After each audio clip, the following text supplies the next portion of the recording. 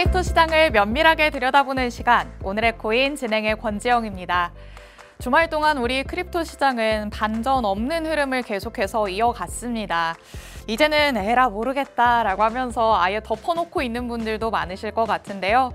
이럴 때는 뭘 하려고 하기보다는 진득하게 때가 되기를 기다려봐야 할 것 같습니다. 자, 우리는 그럼 우선 금요일에 마감됐던 뉴욕 증시 상황부터 살펴보도록 하겠습니다. 지난 금요일은요, 새마녀의 날이었습니다. 이 새마녀의 날은 주가지수 선물, 주가지수 옵션, 그리고 개별 주식 옵션 이렇게 주요 파생 상품 3종의 계약 만료일이 겹치는 날인데요. 보통 새마녀의 날에는 투자자들이 포지션을 조정하거나 또 만기가 되는 상품을 청산을 하기 때문에 거래량이 급증하는 모습을 보이기도 하고요. 시장에서는 가격 변동성이 커지는 모습을 드러내기도 합니다. 그런데도 금요일에는 보통의 흐름과는 달리 뉴욕 3대 지수는 조금은 변동이 없는 모습을 보여줬습니다. 다우지수는 4거래일 연속으로 오름세를 나타냈습니다. 0.04% 상승하면서 39,150포인트 선에서 마무리 지었고요. 나스닥 지수와 S&P 500 지수는 지난주에는 나란히 역대 최고치를 경신하기도 했지만 2거래일 연속으로 하락하는 모습 보여줬습니다. 나스닥 지수 0.18% 하락하면서 17,689포인트 선에서 S&P 500 지수는 0.16% 내리면서 5,464포인트 선에서 거래 마쳤습니다. 이렇게 나스닥 지수, S&P 500 지수가 조금 주춤하는 모습을 보여줬습니다. 이 속에서 미국에서는 또 한 번 미국 경제가 여전히 탄탄함을 나타내는 경제 지표가 발표가 됐습니다. 6월 서비스업 구매 관리자 지수, 이 PMI의 예비치가 55.2를 기록하면서요. 시장 예상치인 53.7을 웃도는 동시에 26개월 만에 가장 높은 수치를 기록을 했습니다. 여기에 또 6월 제조업 PMI 예비치도 발표가 됐는데요. 이 수치 역시 시장의 예상치인 51.0을 웃도는 51.7을 기록을 했습니다. 한 경제 전문가는 이번에 발표된 이 서비스업과 제조업의 PMI를 놓고 이렇게 얘기를 하기도 했습니다. 지난 2년 넘는 기간 중에 경기가 가장 빠른 속도로 확장하고 있다는 점을 시사한다라고 했고요. 또 인플레이션 압력이 식어가는 도중에 2분기 말의 경기는 활기를 띠고 있다라고 언급하기도 했습니다. 그런데 경기는 활기를 띠는 모습이지만 다소 과열 양상을 보이던 AI 그리고 반도체 관련주들은 조금 주춤하는 모습을 보여줬습니다. 시총 1위로 올라섰던 엔비디아는 3.22% 하락하면서 이틀 연속 내림세를 보였고요. 여기에 브로드컴도 4.38%, 퀄컴 1.36%, 여기에 마이크론 테크놀로지까지 3.22% 주가가 밀리는 모습이었습니다. 시장에서는 이 AI 중심의 랠리가 이제는 한계에 부딪힌 거 아니냐라는 지적도 나오고 있지만요. 아직까지는 상승에 대한 여력이 여전히 남아있다라는 전망이 우세하기는 합니다. 이 AI 관련주들이 뉴욕 증시를 언제까지 뒷받침해 줄 수 있을지 조금 더 지켜봐야 할 것 같습니다. 이 속에서 국채금리는 하락 추세 이후에 지금은 횡보하는 모습입니다. 실시간으로는 소폭 올라가 있는 상태인데요. 4.263%에서 거래되고 있습니다. 그리고 달러는 지속적인 강세를 보이고 있죠. 달러 인덱스 역시 0.03% 오르면서 105.83 기록하고 있습니다. 골드는 상승 이후에 계속해서 지지부진한 흐름 보여주고 있습니다. 현재는 약보합권에서 2,333달러 선에서의 움직임 보여주고 있습니다. 이렇게 뉴욕 시장 분위기 한번 체크해봤습니다. 그럼 크립토 시장에는 어떤 이슈들이 있는지도 살펴봐야겠죠. 크립토 헤드라인 만나보도록 하겠습니다. 자, 첫 번째 헤드라인입니다. 호재가 없는 시장, 진짜 하락인가? 라는 헤드라인으로 꼽아봤습니다. 지금 시장에서는 중요 이슈가 거의 없는 상황입니다. 그렇기 때문에 비트코인을 비롯한 다수의 암호화폐들이 힘없이 또 소리 소문 없이 조금씩 밀려가는 모습을 보이고 있는데요. 최근의 흐름만 본다면 지속적으로 가격이 밀리는 모습이기는 하지만 오히려 조금 넓은 시각으로 바라본다면 지금 체감하는 것보다는 그래도 하락의 폭이 깊지만은 않을 수도 있겠다라는 측면에서 오늘 접근을 해보려고 합니다. 이런 넓은 시각 잠시 후 2부에서 함께 가져보도록 하겠습니다. 그리고 두 번째 내용 만나보도록 하겠습니다. 솔라나, 더 큰 하락일까, 바닥 찍고 반등일까입니다. 이 시가총액 상위를 차지하고 있는 주요 코인들 중에서 최근의 하락폭이 다소 깊은 걸 꼽으라면 솔라나를 꼽을 수 있지 않을까 싶습니다. 이더리움의 대항마라고 불릴 만큼 이 무섭게 치고 올라가던 때를 생각하면 솔라나의 힘이 이제 다한 건가 하고 실망스러운 마음을 조금은 가질 수도 있는 시기일 것 같은데요. 이런 솔라나를 두고도 우리 분석가들의 의견도 각기 다른 모습을 보이고 있습니다. 과연 솔라나의 전망을 긍정적으로 바라보는 시각은 어떤 건지, 또 반대로 부정적인 의견에는 어떤 것들이 있을지 이것도 이어지는 2부에서 함께 들여다보도록 하겠습니다. 마지막 헤드라인도 살펴볼까요? 발전하는 금융사기 수법 가져왔습니다. 최근 암호화폐 관련 금융사기가 늘고 있는 추세입니다. 특히 AI 기술이 발전하면서 이 금융사기범들의 수법이 더욱더 정교해지고 있는 상황인데요. 사기범들은 AI를 이용해서 이 설득력 있는 대화를 나누면서 피해자들을 속인다고 합니다. 이 AI를 이용한 새로운 사기 수법은 악성 링크나 또 맞춤법의 오류 등이 거의 없기 때문에 계속해서 이 구별을 해내는 게 쉽지 않다고 합니다. 범죄자들이 운전면허증 등의 신분증을 위조해서 새로운 은행의 계좌를 개설하기도 하고요. 신원 과정을 통과하기 위해서 컴퓨터 생성 얼굴이나 그래픽을 추가하는 등 이 첨단 기술을 동원하고 있다고 합니다. 현재 AI를 동원한 사기범들은 모든 연령대의 피해자들로부터 금품을 갈취하고 있는 상황입니다. 2023년에 사기로 인해서 피해자들이 잃은 돈은 100억 달러에 육박한다고 하는데요. 여기에 또 실제 피해 금액이 보고되지 않은 경우를 포함하면 이 피해 금액은 2천억 달러에 이를 수도 있다라는 의견도 나오고 있습니다. 이 수법이 전보다 점점 정교해지는 만큼 나는 아니겠지라고 생각하지 마시고요. 송금을 해야 할 일이 있다면 신중하게 한 번 더 체크를 하신 후에 진행을 시키는 게 좋을 것 같습니다. 자, 이렇게 크립토 시장의 헤드라인 이슈들도 살펴봤습니다. 다음으로는 글로벌 시가총액 순위도 확인해 보도록 하시죠. 9위 비트코인 여전히 자리를 지키고 있는 모습입니다. 그래도 실버가 조금 크게 하락을 하면서 8위와의 격차가 벌어지다가 약간은 다시 좁혀든 상태고요. 10위인 메타와의 격차는 크게 벌어지지 않는 채로 유지가 되고 있는 모습입니다. 그리고 이번에도 역시나 상단에서 조금 변화가 있었습니다. 지난 방송에서는 엔비디아가 치고 올라가서 2위에 자리했다라고 말씀을 드렸었는데 다시 한번 4위로 내려와 있는 모습이죠. 3%가 넘는 하락률을 보여주면서 다시금 마이크로소프트와 애플 다음 4위에 안착해 있는 모습입니다. 그리고 골드 역시 지금은 조금 내려와 있는 추세긴 하지만 그래도 1위 자리 굳건하게 지키고 있다라는 거 확인하실 수 있을 것 같습니다. 우리 9위를 차지하고 있는 이 비트코인이 실버를 넘어서 골드를 언제 향해 갈 수 있을지 지속적으로 관심을 가져봐야 할 것 같습니다. 이렇게 글로벌 시가총액 순위도 확인을 해봤고요. 마지막으로는 크립토 시세까지 확인해 보도록 하겠습니다. 자, 오전 9시 기준으로는 그렇게 큰 움직임을 보이지는 않는 것 같지만 그래도 계속해서 내려가고 있는 모습을 보이기는 합니다. 현재 63,135달러 선에서의 움직임 보여주고 있습니다. 이제는 64,000달러 밑으로 내려와 있다는 점 조금 체크를 하셔야 할 것 같고요. 이더리움은 역시나 0.1% 소폭의 상승을 보이고는 있지만 비트코인과 비슷한 흐름 가져가고 있는 모습입니다.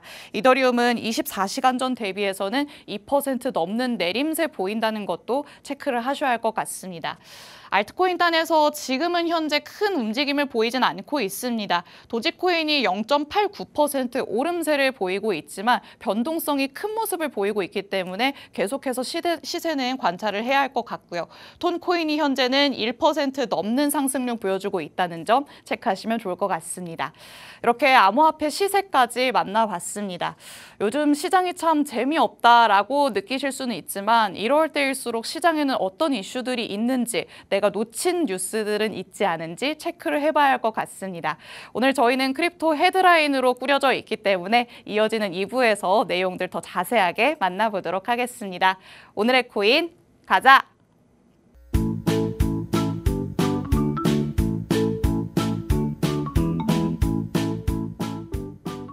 네, 6월의 넷째 주 월요일입니다. 오늘의 코인 2부 문 본격적으로 열어볼 텐데요. 정말 벌써 6월의 마지막 주가 됐다고 생각하실 것 같습니다. 이렇게 시간이 항상 눈 깜짝할 새 지나가는 것 같은데요. 이번 한 달 사이에 암호화폐 시장에서는 사실 좋은 뉴스가 거의 없다시피 했습니다. 몸이 아플 때도 이 원인 모를 증세가 나타났을 때 가장 답답하고 또 속이 상하는 것처럼 지금 우리 크립토 시장도 이유를 알 수 없는 흐름 속에 갇혀서 또 투자자분들이 굉장히 답답함을 호소하실 것 같습니다. 속상함을 달랠 수 있는 머리로라도 이해가 될 만한 소식들이 나오면 좋겠다라고 생각을 하실 테니까요. 크립토 헤드라인을 통해서 시장을 조금 더 들여다보도록 하겠습니다. 자, 그럼 첫 번째 내용부터 만나보도록 하겠습니다. 첫 번째는 호재가 없는 시장에서 주목할 만한 건 PC 가격 지수일까입니다. 호재가 없다는 건 우리 암호화폐 투자자분들이라면 다들 알고 계시겠죠. 시장을 상승으로 이끌 만한 강력한 동력이 없다 보니까 이 조그마한 비관론에도 아니면 자그마한 잠깐의 자금 흐름 변동에도 오히려 코인들의 시세가 출렁이는 모습을 보이고는 합니다. 이 비트코인의 가격도 지속적으로 약세를 이어가고 있는 모습입니다. 지난 1개월 동안의 가격 흐름을 보면 6월 13일에 6만 9천 달러를 터치하면서 다시 7만 돌파를 하는 거 아니냐라는 얘기까지 나왔었는데 오히려 이후에는 급격하게 내리막길을 걷는 모습을 보였습니다. 여기에 지난 금요일에서 토요일에는 6만 4천 달러 밑으로 내려오면서 많은 투자자분들이 불안하게 만들기도 했습니다. 여기에 또 이더리움 가격도 한번 같이 살펴볼까요? 마찬가지로 지난 한 달 동안의 흐름을 보면 6월 초반까지만 해도 이 지켜지던 3,700달러 선이 무너지는 모습을 보였습니다. 지금은 3,400달러 선까지 내려와 있는 상태죠. 특히 이더리움 같은 경우에는 이 지난주만 해도 현물 ETF에 대한 최종 승인이 임박했다라는 소식이 나오면서 주가가 다시 힘을 받는 듯한 모습을 보여줬었습니다. 그래서 기대감이 솔솔 불러일으켜지는 그런 상황 속에서 저희가 또 지난 목요일 방송에서도 언급을 했었던 내용이었죠. 현물 ETF를 출시하고자 하는 이 운용사들이 SEC로부터 증권신고서에 대한 의견을 받았고 지난주 내로 수정본을 다시 보낼 예정이다라는 걸 언급하기도 했었습니다. 이렇게 이제는 정말 이더리움의 현물 ETF 출시가 눈앞으로 다가온 것 같다라는 뉴스 기사들이 많이 쏟아져 나왔었고요. 여기에 또 SEC의 이더리움 규제가 완화된다라는 소식까지 전해지면서 하루 새 이더리움 가격이 3% 넘는 모습을 보여주기도 했었습니다. 하지만 이번에도 그 호재가 영향을 미치는 시간이 그리 길지는 못했습니다. 금요일 오전부터 힘이 조금 빠지면서 현재는 호재로 인해서 올라갔던 상승분을 한 절반 정도 반납한 모습입니다. 그래프를 통해서 알 수 있다시피 위로 올라가는 듯한 모습을 보였다가 절반 지점 정도로 내려와 있는 상황이죠. 그렇기 때문에 이제는 벌써 또 이 기운이 끝난 건가? 라는 생각을 하실 수도 있지만요. 이쯤에서 짚어봐야 할 부분이 있을 것 같습니다. 그렇다면 과연 이렇게 단기적인 흐름 내에서 볼 게 아니라 장기적인 흐름 안에서 봤을 때도 비트코인과 이더리움의 가격이 명백하게 내려갔는가 이 부분도 짚어봐야 할 것 같습니다. 조금 전까지 살펴본 이더리움부터 한번 확인을 해보도록 하겠습니다. 이건 지난 1년 사이에 이더리움 가격의 흐름을 나타낸 그래프입니다. 지금 이더리움 가격이 지지부진하다, 계속 내림세를 보이고 있다라고는 하지만 불과 1년 사이에 이더리움 가격은 2배 가까이 올라왔다라는 걸 그래프를 통해서 확인할 수 있을 것 같습니다. 또 올해 흐름만 놓고 보더라도요. 올해 초에 워낙 가파른 상승을 보여줬기 때문에 상승분을 다소 반납한 데에 대한 아쉬움은 있겠습니다만 여전히 높아진 가격대를 형성하고 있다는 거 그래프를 통해서 확인할 수 있습니다.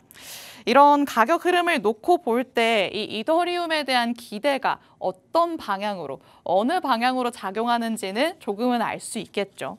단순히 지금 당장에 내려간 이 하락분을 만회해달라 이런 포지션이 아니라 연초에 보여줬던 그 가파른 상승을 보여달라. 주식이 아니라 코인이니까 코인의 힘을 보여달라. 이런 쪽의 스탠스가 투자자분들이 가지고 있는 부분인 것 같습니다. 그렇다면 비트코인에 대한 기대감도 비슷한 맥락이겠죠. 그래프를 같이 살펴볼까요?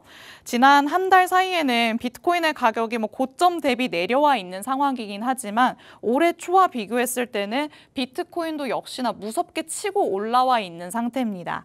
그런데 보시다시피 이 2분기 내에서의 흐름이 조금은 박스권을 형성하는 듯한 모습을 보이다 보니까 그래서 가격 흐름에 대한 답답함을 우리 투자자분들이 느끼시는 것 같습니다. 그래서 이 박스권을 뚫고 저항선을 뚫고 다시 올라갈 만한 호재가 나타나기까지 기다리는 시기가 바로 지금이지 않을까 싶습니다. 그런데 아시다시피 이런 횡보세 이후에는 저희가 기다리는 상승 랠리가 펼쳐질 수도 있지만 다시 이 박스를 아래로 뚫고 내려가는 형국이 나타날 수도 있기는 합니다. 그래서 이런 혹시 모를 리스크에 대비해서 지금 그냥 선제적으로 현금화를 하시는 투자자분들도 많이 계실 것 같은데요. 하지만 내가 지금 이 시기에 수익 실현을 하기보다는 아니면 손절을 하기에는 조금은 아깝다라고 하는 분들이 비트코인에 대한 낙관적인 전망을 예로 들면서 진득하게 기다리고 계시는 것 같습니다. 그럼 비트코인의 상승 동력이 되어줄 만한 가장 큰 이슈는 뭐가 있을까요? 단연 미국의 금리 인하가 되지 않을까 싶습니다. 현재까지는 고금리가 유지되면서 전반적으로 소위 말하는 그 불장이 펼쳐졌던 때에 비해서는 위험 자산에 대한 투자 심리가 많이 위축되어 있는 상황입니다. 당장의 금리가 확 내려가지는 못하더라도 점차적으로 이제 내리기 시작할 거다라는 연준의 스탠스가 확인이 되기만 한다면 시장의 활기는 분명히 지금과는 전혀 다른 양상을 보이지 않을까 싶습니다. 지난 6월 FOMC의 결과를 통해서는 이 연준이 연내 금리 인하를 1회할 것이다라는 전망이 우세하게 됐지만요. 계속해서 나오는 경제 지표들이 고금리 기조에 대한 부담을 하나둘씩 보여준다는 측면에서 연내 2회 인하까지도 기대하게 만들고 있긴 합니다. 이 기대감이 아직까지는 뉴욕 증시에만 한정되어서 나타나고는 있지만 이번 주에는 연준의 금리 정책에 가장 큰 영향을 미친다는 이 개인 소비 지출이죠. PCE 물가지수가 발표될 예정입니다. 그렇기 때문에 조금은 다른 분위기를 불어 넣어줄 수 있지 않을까 하는 기대감도 나타나고 있는데요. 우리 시간으로 오는 28일 밤에 미국에서 5월 PCE 물가지수가 발표가 됩니다. 지난 4월에는 전년 동월 대비해서 2.8% 상승한 것으로 결과가 나왔었는데 이번에는 이 상승률이 2.6%로 낮아질 것으로 전망이 되고 있습니다.